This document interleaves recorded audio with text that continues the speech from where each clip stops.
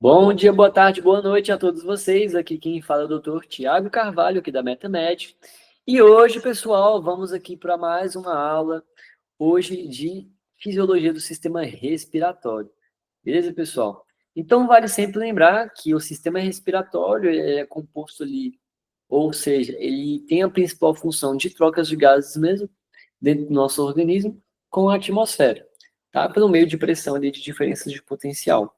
Ele é basicamente responsável, né, por transportar o oxigênio da atmosfera para dentro da nossa circulação e também recebendo o gás carbônico da nossa circulação também, né?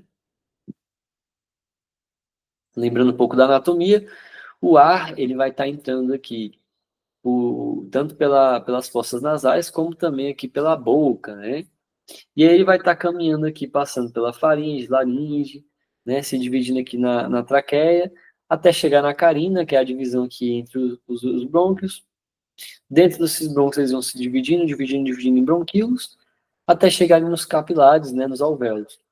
Aqui a gente vai ter todo o pulmão sendo coberto pelo ampleiro pulmonar, como também um músculo diafragmático cobrindo toda a parte inferior, ou seja, a parte basilar desses pulmões, né? Lembrando que o lado esquerdo, por conta até do coração, ele só possui dois lobos, já do lado direito tem os três lobos do pulmão e suas respectivas ramificações, tá? Então, o sistema respiratório, basicamente, a gente vai ter o pulmão, como também todas as vias respiratórias, né? Que incluiria fossas nasais, faringe, laringe, traqueia, brônquios, bronquíolos, como eu falei, né? Vai lembrar que dentro das fossas nasais vamos ter ali cavidades que vão se comunicar com o meio externo, ou seja, a gente tem que filtrar esse ar até por forma de proteção mesmo, tá? Faz parte do nosso sistema imune, então a gente vai ter toda essa parte aqui de células, né? Secretores de muco, né? Que a gente sabe bem, como também toda a parte de cílios, né? E esses pelos também que tem no nariz, que são as vibríceas. Lembrar também que toda a cavidade nasal aqui, ela é totalmente irrigada, tá? Então, assim, são microvasos que aqui em Brasília mesmo, quando tá quente assim mesmo, o nariz do pessoal sangra, né? Justamente pelo rompimento desses microvasos aqui, tá? Então, basicamente, eles vão ter uma função aqui de filtrar o ar, né, os cílios, aquecer também, por isso que a gente vai ter todo esse sistema vascularizado, que é para aquecer o ar, gente, incrível, né? E esse ar chega mais quentinho em nossos pulmões, tá?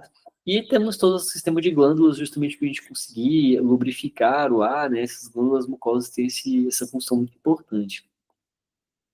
Lembrar também, como eu citei agora há pouco, temos em comum ali o sistema respiratório digestivo, no qual eles vão ter essa divisão, esse pardal ali, esse semáforo, por meio da glote e da epiglote, tá? Então, lembrar toda essa parte, né, que a gente vai ter essa permissão do bolo alimentar passando e também do sistema respiratório.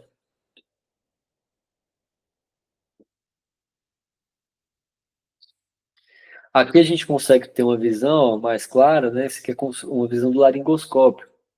Vendo também bonitinho aqui as cordas vocais, é bem aqui onde a gente coloca o tubo, viu? Na hora de entubar. É aqui, ó. A gente consegue observar. E aqui, ó, levantadinho, ó, essa é epiglote, tá? Olha só que interessante. Quando o alimento vai passar, ela fecha aqui, ó, esse canal. Tá vendo que a tampinha tá aberta? O ar passando, ela tá aberta. Aqui são os nervos, né, que passam aqui a- a- as ligações e fecha quando a comida vai passar, ela desliza e passa direto para o esôfago, né? Lembrando também que a gente tem aqui, ó, a ideia da epiglote é tampar o sistema respiratório para a gente não se engasgar mesmo, de fato, né?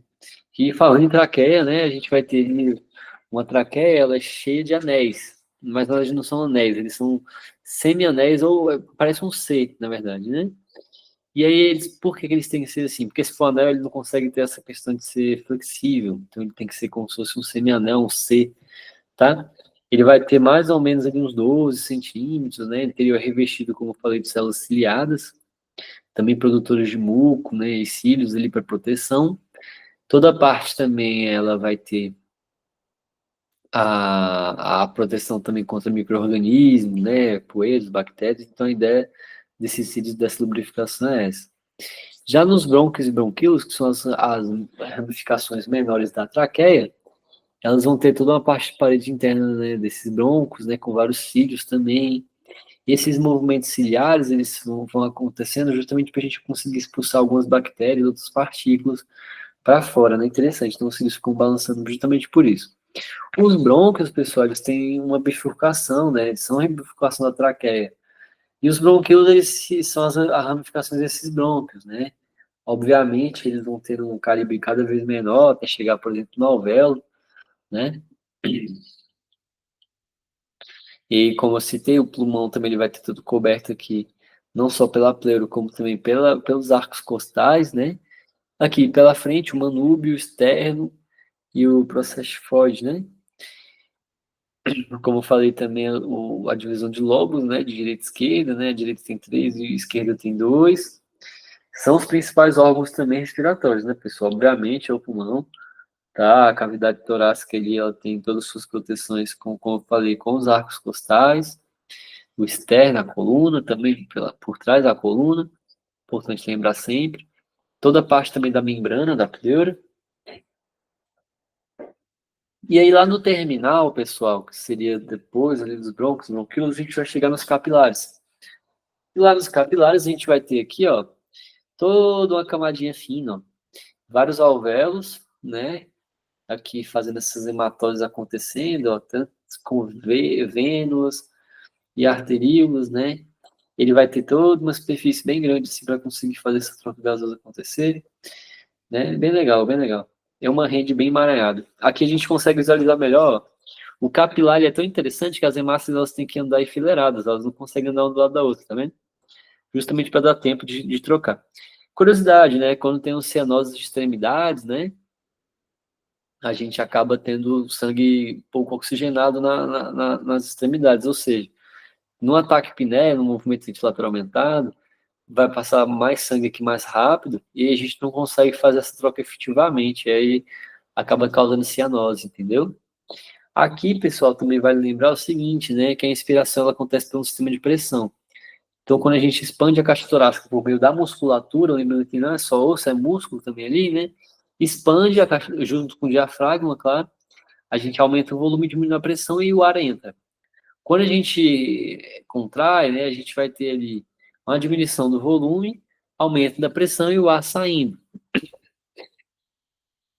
Lembrar também que toda a parte também da contratação do diafragma, né, de músculos intercostais, o diafragma baixa, as costelas e o externo sobem, né, então lembrando disso aí, e a caixa torácica e os pulmões, né, aumenta o volume, depois diminui, né, então é bem interessante isso aí. Então, a expiração, movimento contrário, a gente vai estar relaxando o diafragma, os músculos e tudo mais para estar fazendo isso. Tanto que dá um movimento relaxa, né, quando a gente expira.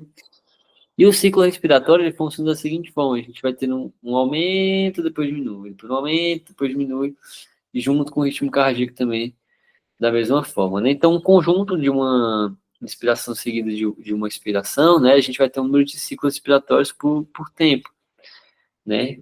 Que através disso a gente consegue contar. Então, em consultório, a gente vai ficar vendo as percussões ali, né, respiratórias. Lembrando que tenta fazer isso sem o paciente notar, senão ele começa a alterar a respiração, né? Até 20 ali a gente considera normal, acima disso é um ataque apneia, né? E aí, lembrando também, pessoal, que essas trocas gasosas também acontecem por DDP, ou seja, a diferença de potencial vai estar rolando aqui para essas trocas acontecer, né? Outro ponto importante, né, falando sobre hematose, né, a gente vai ter essas células endoteliais aqui também envolvidas, né, justamente para conseguir esse movimento fluido. Todo movimento de gás também feito por difusão, né, devido às diferenças de pressão. Agora vamos lá. A hematose celular, né, como eu estava falando para vocês aqui agora, uma parte mais específica, é um processo que ocorre durante a circulação sistêmica, né? O sangue ele vai passar de arterial para venoso, justamente como eu falei, pela conta do uso das células. Né? Então, o oxigênio ele entra na célula, a gente faz todo o metabolismo ali acontecer. Então, a gente vai utilizar do oxigênio, da glicose para poder produzir gás carbônico, água e ATP, né, que são as nossas células da energia. Agora, no caso mais pensando na patologia, né, dos brônquios, né, bronquíolos, no quadro de asma também, no qual o paciente vai apresentar classicamente um sibilo, acontece pela diminuição do raio ali, tanto pela questão da inflamação em si, né, como vocês conseguem observar, né, o aumento do tecido, como também o muco. Então, aqui tem um bronco normal, que é um bronco com uma pessoa com asma, então é cheio de muco e tal. Aí a pessoa tem aquele famoso chiado no peito. Dentro também de um quadro de pneumonia, por exemplo, que aí o paciente teria mais ação de crepitações, né, uma massa, aumento de frente com ele no local, né, dependendo do tipo de pneumonia que a gente vai encontrar, esse alvéolo ele fica contaminado, né? Então, lembra o alvéolo normal, alvéolo contaminado, a gente pode ter um derrame pleural, né, que é bem comum, então ele acaba sufocando ali, é até difícil, né? Então, essa doença ela vai estar afetando os alvéolos mesmo do pulmão, vai provocada, obviamente, por meio de vírus respiratórios, bactérias, alguns fungos, né? Vai causar uma infecção também por conta desse muco, né? Mas aí a vida que segue, tá bom? Lembrar que ele acumula esse líquido ali no alvéolo, né? A pessoa fica até com dificuldade de respirar, fica pesado, certo? Tuberculose, né? É uma infecção causada por bactérias, né? Que vão causar toda a destruição dos alvéolos pulmonares.